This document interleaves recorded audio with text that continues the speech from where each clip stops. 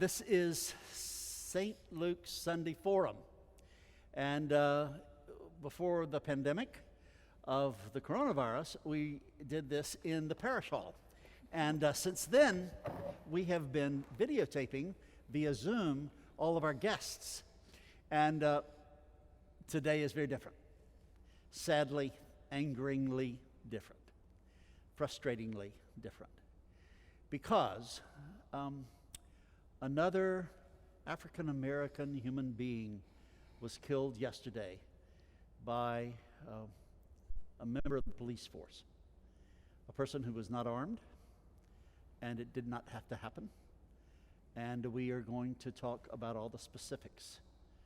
Mr. Brooks was killed, and then there were protests. And I have with me one of my colleagues, the Reverend Kim Jackson, who is the head of the Church of the Common Ground, which is an offering of church and spiritual community to brothers and sisters in the human race, in the human family who experience homelessness. And she and her cohort and colleagues are officed here. And I do want to tell you that after she and I have this conversation, then we will have our regularly scheduled video Zoom with Jason Lyon and Tim Hartley, two wonderful friends of mine, husbands, fathers, with one another, and they have been agents of cultural change, and Tim particularly has been involved in talking across the divide, and so it's a full 45-minute forum that will follow this live forum. But I am here with Kim Jackson, and I want to thank you very much. Thanks for having me, Ed. You're very welcome. Yeah. You need to know that Kim is really, not only did she work really hard last night, and she's going to tell us about that, but also she's going to work in a few minutes with Church of the Common Ground. And before I left my apartment early this morning, I texted her and asked her if she would do this. And on the spur of the moment, she is doing this, and I'm very grateful to you for it. Absolutely. Thank you. So, and also, Kim and I had a conversation for the forum on the Church of the Common Ground about 3 weeks ago, so you can catch that, because I'd love for you to know about the Church of the Common Ground. But now, let's talk about what happened yesterday, please. Sure. So it's hard to keep up dates in mind, actually. So Friday night, Rashard Brooks was shot by a police officer. There was a confrontation that took place. He was found sleeping in his car in the Wendy's drive-through line. They responded to the call, and consequently, I think at this point, many people have seen the video. There was a struggle, and he ran. He ran away, and then was shot and gunned down. Interestingly, I went out, so it's important for folks, particularly Episcopalians, to know that where this shooting took place is about 1.5 miles from Emmaus House, which is one of our ministries, and a ministry that I have been able to work for and with over the years. I served as their interim vicar of their chapel. I ran one of their freedom schools, and so Peoplestown is just 1.5 miles from the shooting location. So that is very much a part of the Episcopal community in many ways. But a dear friend of mine who's also a pastor lives in that neighborhood, and so she reached out. She had been on the ground since 10:30 that night. She called me the next day and said, can you come down and can you bring clergy? We need clergy presence here. And so that's how I found myself down there in that neighborhood. And I think it's important to note, when shootings happen, oftentimes people don't know who the victim is. And so Rashad's sister came out at 10:30 the night that he was shot and stood and bore witness and began protesting, because for her, she was out there because another black man who was unarmed had been gunned down by a police officer. It wasn't until 3 hours later that she learned that it was her brother that she was out there for. And so there's a lot of hurt and sadness and a lot of anger. that community is not unfamiliar with violence, and they're not unfamiliar with police violence. And so I think a lot of what you saw, if you looked at the images last night, Wendy's was set on fire, people took over the highway. A lot of that it's not just about Rashad Brooks, right? This is about a neighborhood and a community that has been bubbling for a long time, and of course it's about Ahmaud Arbery and so many others too, right? So last night, again, it's just this continued bubbling over of people who've gone unheard for a long time.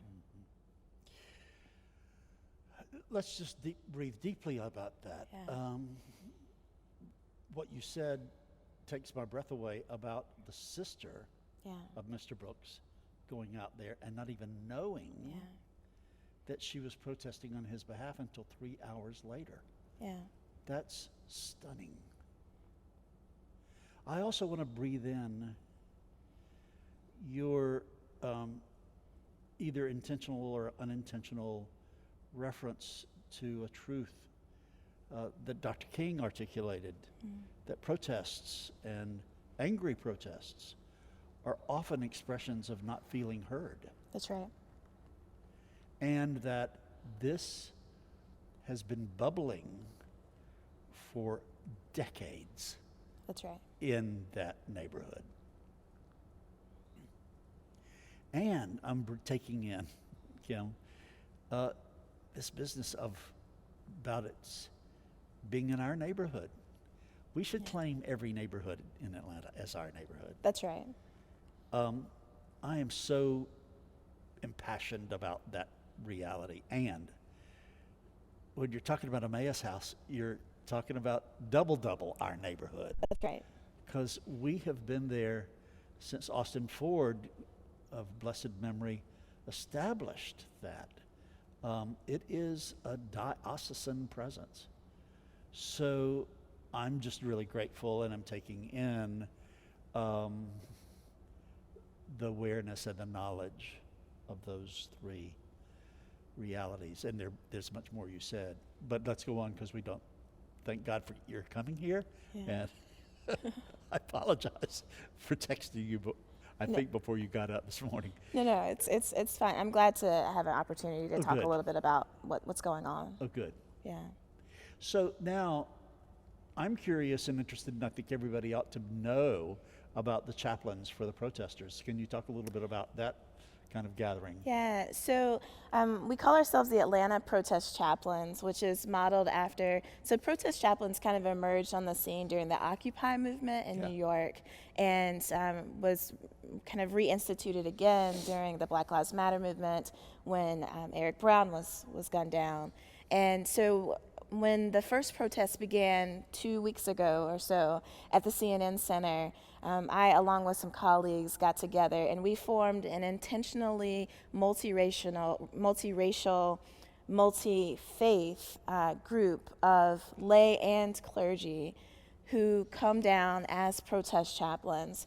And we play a really unique role. We are neither there to police anybody. We are not the police. We're not there to act as agents on behalf of the police. We're really clear about that. And we're also not necessarily protesters. We sit in this in-between space, and actually literally we stand in an in-between space between protesters and police officers and hold space. So when I first gathered the group of people, we gathered on Zoom, and I began to talk about kind of my vision for what I hoped for Atlanta Protest Chaplains to be. I was really clear about saying, I think that clergy in particular are uniquely trained to bear witness to hurt. We know how to do that. We sit with people as they are watching a loved one die. We bear witness to pain. And so I felt like we needed to be at those protests to bear witness to the pain. We also serve as we help de-escalate things. So yesterday, over the course of the protests, there was some people who were pretty convinced that they wanted to take over the highway. And early on, there just simply weren't enough people to do that. I'm not sure you can ever do it safely, but there certainly was not a critical mass to do it in any real significant way. And so we protest chaplains actually stood on the other side of the barrier and asked people to wait, to not take over the highway. At that time, it was still daylight. It was still, there just weren't enough people. And we got to serve in that role of just kind of de-escalating, getting people down off the burn and going back down. But I think even more importantly, there was a young man, a young African-American man. He's probably 6 feet tall, kind of a big guy. And he stood on that highway, on the side, across the barrier. And he just needed to look at the officers. There were state troopers lined up there. He didn't need to say anything. He just needed to stand there. And so as a protest chaplain, there were two of us, one on each side so that the police officers wouldn't bother him, and just allowed him to have his moment. And ultimately, we all wept in that moment as he stood and tears flowed down his eyes. And there was just such a palpable amount of pain bottled up in that young man that I think was such a display of the pain that so many of us have, that we as African Americans, certainly he is an African American male, but that we as African Americans in this country have. He was really symbolic of that. And we did what we do as chaplains. We simply stood and bore witness. We made sure the police let him stand there and have his time. And we were there for him. And we said to him over and over, we see you. We see you. Because so many African Americans don't feel seen. And I think particularly African-American young men who look like him, he's kind of this big football player. He's often only seen as someone who can harm. And I wanted him to know, we see you. Yeah. And so that's some of what we do as protest chaplains. Thanks for telling that story. It's Yeah. extremely, extremely moving. And I maybe too frequently repeat one of my mentors who says, nothing can ever be healed unless people feel safe, seen, soothed, and secure. Yeah. And thank God that y'all were there to do that for him, because he had to express himself. That's right. He had to express himself. Yeah. I mean, the whole business of being fed up with this narrative and not having any external evidence that the storyline is going to change. Right. And to have one more exhibit visit us so closely, it's easy for me to empathize with that young man. Yeah. I mean, you just have to stand. Yeah. And that's literally what he just stood there with state troopers in front of him and Atlanta Police Department officers on the other side of him. And he just stood in defiance, stood in strength, stood in power, stood in grief, stood in rage. I mean, it was an incredibly powerful moment.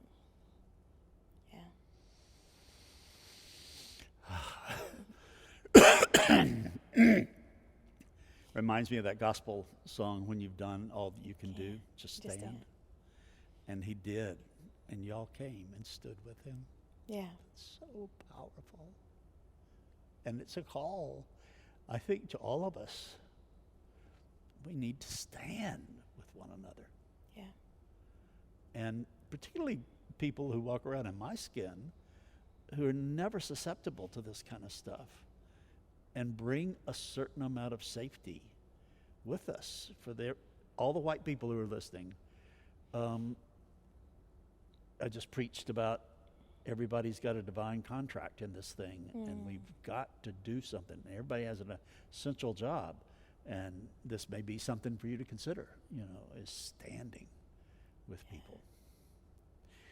So, I hate to move beyond that moment while I'm still feeling it. You raised the issue, and this is, so I'm a protester from May of 1968. Sure. It was my first protest. And it was after Dr. King was assassinated, and it was when Reverend Abernathy brought the Poor People's March through Macon, Georgia, where I was the a student at Mercer and Macon. And I was the student body president, and I felt a call to organize protest and join them from faculty and students. And it was a turning point for me because, number one, I felt what I had heard Rabbi Heschel say before, that when he marched with Dr. King, he felt like his legs were praying. Protesting is praying in With my our mind. feet. Yeah. You know, my feet, my legs, what it was. And I just want to hold that up. And I rush to say, when I was doing some of the work in Los Angeles during the Occupy movement, when I was rector of All Saints Pasadena, and we would go downtown to the occupation, where there were classes and all the things that were happening in major cities. We did have this phenomenon of anarchists coming in and really trying to disturb the constructive criticism intrinsic in that protest. Sure. And I know that that's happened in Atlanta. And I was just curious. I get so angry because there's this horrible toxic cocktail between the white anarchists, most of them are white, I think. That's right. And then right-wing people who want to say that protests are not intrinsically constructive, but are intrinsically destructive, which they're not the protest I know about. So was any of that going on last night? Yeah, so there were white agitators. I don't know what their philosophies were. They were often young white men and young white women. My colleague who was down there as a clergy person at one point said, "I have to take my collar off and deal with this." To which I responded, "No, you can deal with this with your collar on." Yeah. And I think that that's actually really powerful that you do speak to these young people with your collars on. We've been out on the streets protesting down at the CNN Center for the last 2 weeks. We've been present throughout this, and this is the most angry that I've gotten, was watching these young people, young white people in particular, launch. I used to say, in Atlanta, APD, what are you doing? You're fighting, children with water bottles. And then as I watched them throw gallon-sized water bottles over, I was like, that's a little more. But it is. It's mostly young white kids. And when I spoke to them, when I wasn't raging and speaking to them, but when I spoke to them in a more calm manner, it was clear to me that their stories are a little more complex than what we've been telling. So some of those young white people do live in and around that neighborhood, and some of them actually have friends who I think real, authentic friendships with black people, and so they have a certain amount of shared rage. It certainly does not match that of what it is to live in black skin, but Right. I don't want to diminish the value of their feelings. And yes, there also were just simply provocateurs who were there to help make the fire bigger and to make larger explosions. It's complicated. I listen to. So I would say 90% of my job as a protest chaplain is simply to listen to the stories of the people who come to tell their stories to the police officers. And I listened to a white man rail for a good 20 minutes about recognizing the disparity, right? He could tell his own story of being pulled over while he knew he was drunk, and the police officer saying, "Hey, can you just call your buddy and go home?" And it was clear that he was coming into an awareness of his own privilege at that moment, and he was so angry about it. And so I don't want that story to be lost in the midst of all of the anarchists that do show up and the provocateurs. And again, I think it's so important, Ed, to name that the vast majority of people out there, white and black and Latinx and Asian, the vast majority of us are out there to be peaceful and to share the truth, right? To tell the truth. So, there was this black woman who came down and she had a picture of a loved one who had been shot and she was holding it. And she just needed to stand at the front line of those police officers. And, she's got me and other clergy there to help make sure that she feels safe to do this. And she just needed to tell that story. And she needed to talk to those police officers about how unsafe she felt because of their actions. And that's what most people are down there to do, is to express that rage and that hurt and that distrust. And I also want to name, Atlanta Police Department is a very black police department. There are a lot of African Americans who are serving on that department. It was not by accident last night that 95% of the officers who stood and held the line were African American. I'm clear that was on purpose and strategic.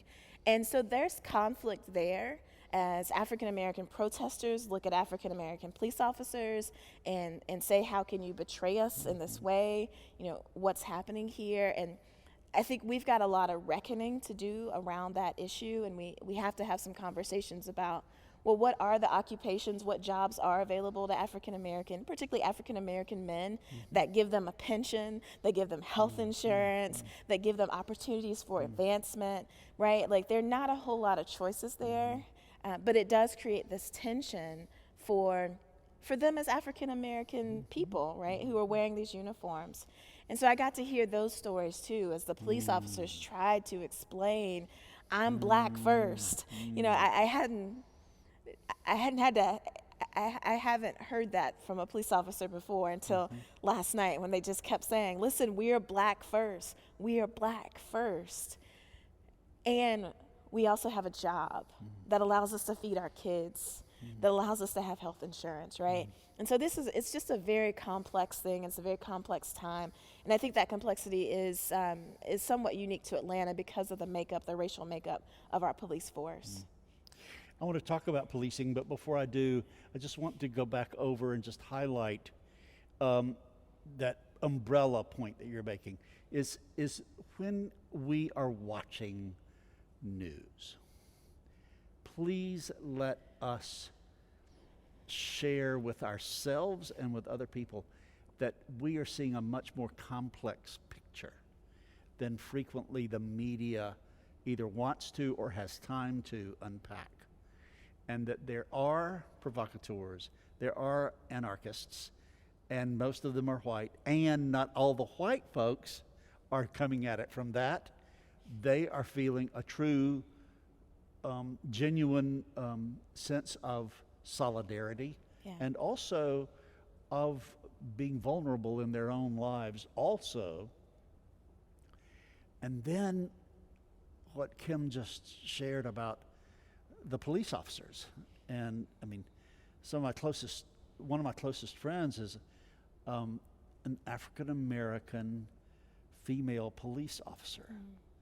And she carries all of that, and she feels called by God to do it, And so let's look at the humanity, the complex humanity of it all when we're looking at all of this.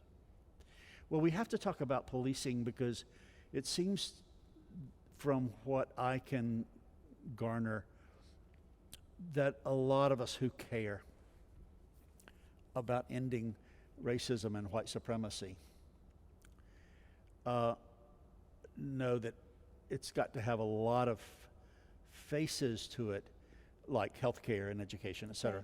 But policing and police reform has got to be maybe the first thing that we attack or address. And I am going to come back later and talk to you about you're being a policymaker as well as a thinker and a leader and a pastor on the street. Could you talk about where you are in your thinking in these last 2 weeks about police reform? Yeah, I mean, police reform is necessary. We've known this for a very long time, that police officers have been trained often to use lethal force in non-lethal force situations. Certainly we can talk about policy and Georgia state policy around use of force and the ways that needs to be changed. Here's the thing. I operate often in stories, and so Good. as I stood and listened to these police officers talk to protesters, I had this police officer. He took down his mask because he wanted to make sure they could see him, and he said, listen, I am from here. I grew up in Atlanta. I was born here. I was raised here, and when I became a police officer, I had a choice, and I said, no, I want to work in Atlanta because I want to help people. I want to help my people, was his statement. So what we need to do is we need to reform policing so that they are able to live into that calling to help people. Because right now, as it's shaped, as it's framed, that's not what's able to happen. Right? So police officers, and I think that his story is common for so many of those officers. They want to help people. And so we can frame policing and reform it in such a way that they are actually helpful. So I think about the times that I've encountered police, and very few times have they actually been helpful. But they want to be helpful, and so I think we can make some adjustments. Quite frankly, we need more social workers and mental health experts than we need police officers.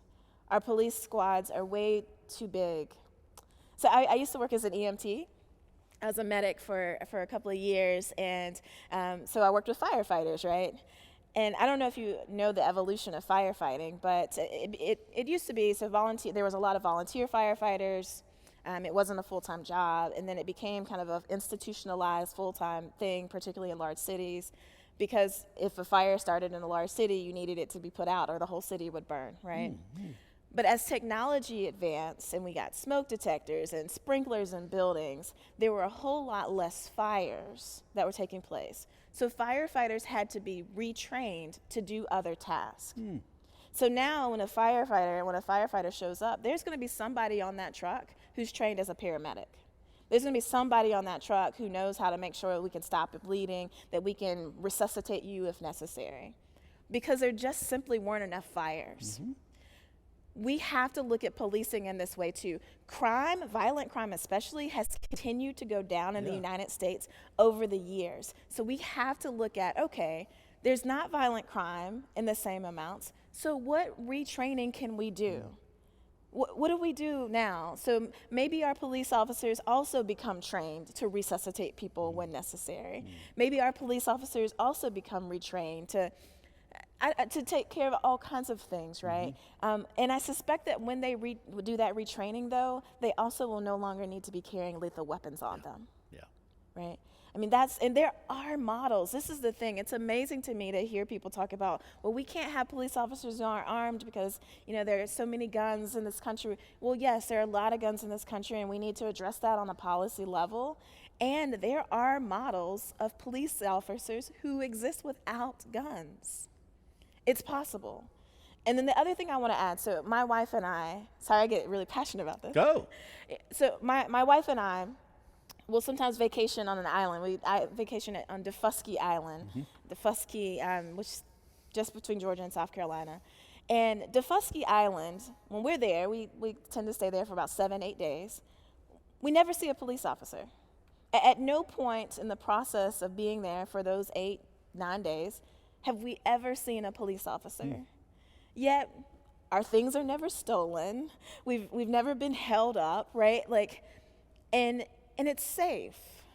And it's safe not because of the presence of police officers. It's safe because the community chose to look out for themselves and to care for themselves, right? And so there are models here. There are options that we can take on if we believe in one another's ability to actually care for each other. The last thing I'll say, and then you can ask me another question, is so often people believe that police officers are the deterrent to people committing violent crimes. I mean, this is the thing we see about, we want to have hate crimes legislation in Georgia because I guess we think that if someone's going to commit a hate crime, maybe they'll stop from committing that crime because they know they'll get extra years. That's not typically how a person's mind works. People who commit violent crimes commit violent crimes. And again, that's not very many of us. And police officers then respond and do some investigation, but very rarely are they there when it's actually happening, right? So we have to do these other interceptions, right? We have to touch these other points of addressing issues of healthcare and employment and poverty. We have to give kids opportunities to make real money that's better than selling drugs on the street. And until we address those things, then yeah, we do need some police officers. But I think if we can attack those issues, our need for policing will just continue to go down and down and down. Yeah. Kim, have you seen a document in existence at all that goes at the comprehensiveness of what we need to address? Yeah, so the Black Lives Matter movement and the Black Lives Matter website, and let me be clear, like Black Lives Matter is kind of this kind of loosely organized group of folks, but there is a real policy. They have a lot of policies where they address all of these different issues. So it's from education to mass incarceration to policing to healthcare. There's an entire section now on COVID-19 and talking about the racial disparities around that as well. So yes, Black Lives Matter movement, the Black Lives Matter folks have done a lot of work. Very smart people, thoughtful people have gotten together to say, let's look at this on a systemic level and talk about all the different touch points that we need to interrupt.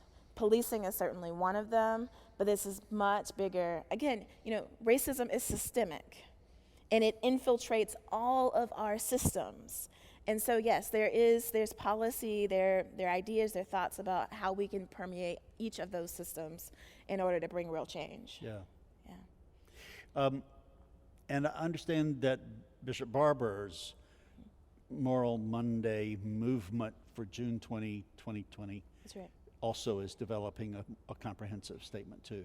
That's right. The Poor People's Campaign is certainly, which is continuing the work of Dr. King, Right. and that legacy is certainly has certainly begun to think really clearly and accurately about how we can address issues of poverty. Yeah. That's, if we don't talk about poverty, and particularly the ways that poverty impacts the African American community in this country, and it's not coincidental that Black people are poor, right? It's not accidental. No. And so addressing the issues of poverty will also address issues. One of the ways we address issues of poverty is to address issues of poor schooling, to address issues of mass incarceration, right? It's all tangled up and entwined with one another. But certainly I do encourage people to look at the Poor People's Campaign that's being led by William Barber at this point.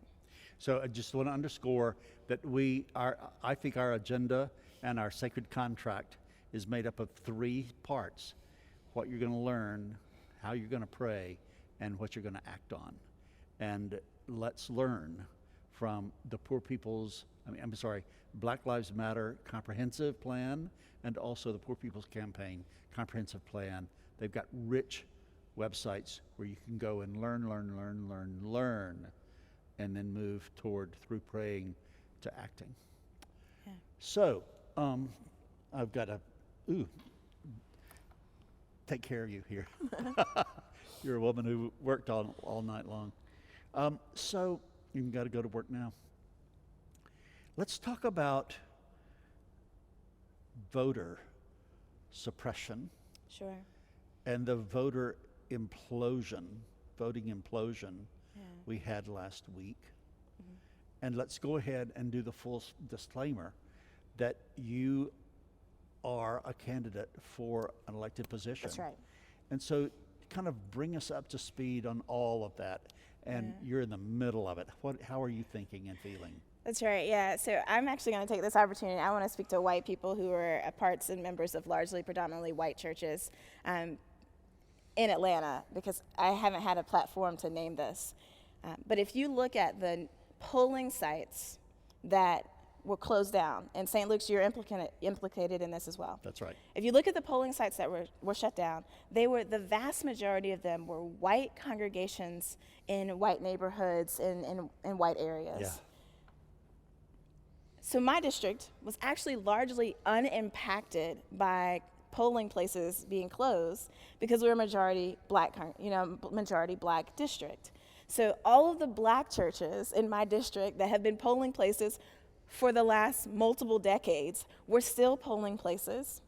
They were still open, so people weren't confused. There weren't any signs for them to have to read that said, oh, by the way, your polling place has been closed and you need to go to X location, which is a form of voter suppression, right? That didn't happen. And so I'm actually using this platform to say to white churches in this city, keep your doors open. People knowing where their precinct is really, really essential. And the reality is, because we live in a system that actually doesn't want people to vote as much as they can, there aren't good mechanisms for people to know in advance that their polling place has been closed. So there were a number of instances of people getting a letter that their precinct was closed and had been relocated the day after election. So I just want to name, I think that white churches are very much responsible for that. And I know COVID-19 is real and that people are dying, but the Black community has been hit so much harder by COVID-19 than the white community, and we kept our churches open. And we kept our churches open because we still, fundamentally, African Americans do still believe that voting matters and that getting people out to vote can make a difference. So yes, we can talk a lot about voter suppression, but because we're in a white church that had their polling place closed. That's right. I just wanted to name that. No, and I really appreciate your doing that. I really appreciate your critique. Yeah. I have rethought that decision over and over and over again, and we were not sufficiently looking at all of the impact. That's right. Because we really were looking at it through the lens of the COVID thing. And I don't think it would have been the same decision had we known then what we know now. And I'm really glad you called it out. Yeah. Right now. I mean, it's just so, when you look at the list of like churches that are closed, I mean, it's so clear, it's so stark. And so, but I do want to speak to kind of this larger issue. So when I've been out on the protest, there's always someone who holds a sign that says vote, like at these protests, right? Black Lives Matter, Black Lives Matter, vote. Black people showed up and voted. And they showed up to try to vote last Tuesday. And there are people who stood in line for 6 hours through rainstorms in order to cast their ballot. This is not about people not being willing to vote. People want to vote, but we've made it incredibly difficult. You know, my wife said to me, I don't understand how it is that I can cash a check using my phone, right? I don't even have to go to the bank. I can just take a picture with my phone and cash a check and it will show up in my account, but somehow we can't figure out how to vote by mail. And we can't seem to figure out how to get people their ballots when they request it. This is not accidental. Sure, there's COVID-19 and there are a lack of poll workers and churches pulling out and saying we don't want to be polling precincts. And there's a lot of things that we can name, but this isn't all accidental. There is some real, I think, complicity of a whole lot of people who are saying, you know, well, it's okay if people don't vote. It's okay if we make it harder. It's okay if we make it so you have to stand in line for 6 hours and need to bring a chair. And it's not okay. That's not okay. If we want to see real change on a policy level, if we believe in the democracy that we say we believe in, then we have to make voting accessible. Yeah. It's just essential. Yeah. So where I am, I'm waiting for my votes to be counted. For what? So I'm running for State Senate District 41, which is out in Stone Mountain, Tucker, Clarkston, that area. And here we are on Sunday, so I don't know, 5 days after the election, and we still don't have the results. And so I've been waiting, and honestly, waiting is not a terrible thing. There are much worse things that I could be doing, but I'm waiting for our county to figure out how to count all of the thousands and thousands of people's votes who came through the mail. And I'm grateful that people chose to use that option. And I hope that people will continue. Those of you who did vote by mail, if you're not over 65 and you couldn't check the box that says send me my ballots by mail for the rest of the cycle, please go ahead and submit your request to vote by mail. I think it's a really great option that we have in Georgia. We just got to figure out on the back end how to count all of those votes. Otherwise, you have somebody like me who's sitting in limbo. But I'm not complaining about my uncertainty because there are a lot worse places that I could be. Yeah. Yeah. So what are you doing this afternoon? So this afternoon I'm going to feed people outside in the park at Woodruff Park. Actually, All Saints Episcopal Church is our sponsor this week, who made lunches for us, and so we will distribute food to people who are a part of our parish, right, our congregation, and I'll sit with them. I have some good news to deliver, so we've been working intentionally about helping people get signed up for their stimulus checks. So a $1,200 check for someone who lives outside is huge. And so we've been helping get people signed up, and so I have some good news to deliver to a couple of folks today, that their forms have been submitted and gotten cleared, and their checks are on the way. How long it'll take, we don't know, but they're on their way, and so I'm actually really excited to share that news, and really excited to just be able to be with people who fundamentally believe that there is something really valuable and good about gathering together with each other to share a meal and to pray and to be with one another, even in the midst of their extreme poverty. Yeah. So that's what I'll do this afternoon, and then chances are there's a good chance I'll go back out onto the streets for the protests this evening. This evening. Yeah. Thank you very much for taking very valuable time out of your schedule when you could have been resting from last night and getting ready for this afternoon. But this has been a very important conversation to me, and let's keep it up, okay? Absolutely. Thank you, Ed. Thanks for deeming this important enough to Oh, interrupt your usual programming. Oh, for absolutely. This. Very event. Right. God bless. Thank you. Blessings to you as well. Thank you. Yeah. So, thank you all for being with us. Stay tuned. We have another forum. Tim Hartley and Jason Lyon are just amazing. And Kim and I are going to put on our masks and leave, because we have this regulation that to get into this place or to get out of it, you have to have a mask on.